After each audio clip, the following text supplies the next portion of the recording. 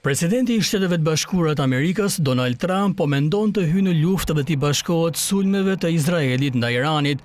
Ai mbajti një takim të martën me ekipin e tij të sigurisë kombëtare, që zgjati rreth 90 minuta, njofton rrjeti britanik BBC. Shefi i shtëpisë së bardhë paralajmëroi në mediat sociale të martën se durimi i SBA-s pososet, ndërsa ai tha se nuk kishte asnjë qëllim për të vrarë udhëheqësin iranian Ayatollah Ali Khamenei për momentin.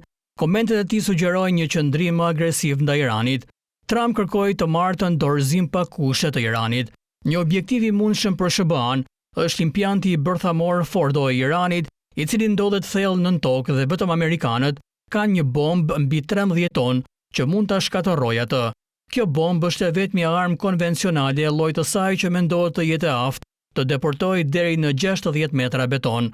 Vetëm bombarduesi stealth B2 mund të mbajë municionet e këtij lloji. Këshilltarët e Trump janë të ndarë në këtë lëvizje për të cilën ekspertët thanë se do të ndryshonte plotësisht konfliktin. Në 3 ditët e fundit, të paktën 30 avion luftarak amerikan, të përdorur për të furnizuar me karburant avionet luftarak dhe bombarduesit, kanë fluturuar në Europë. Më herët të martën, nën presidenti J.D. Vance, la të kuptohet se SBA mund të ndërhyjë për të mbështetur fushatën e Izraelit, duke shkruar në mediat sociale se Trump mund të vendosë se duhet të ndërmarrë veprime të mëtejshme për t'i dhënë fund programit bërthamor të Iranit. Teherani besohet se ka 2 qendra kryesore të pasurimit nëntoksor, Natanz, tashmë i goditur nga Izraeli, dhe Fordo, i cili është varrosur thellë brenda një kompleksi malor pranë qytetit të Qom.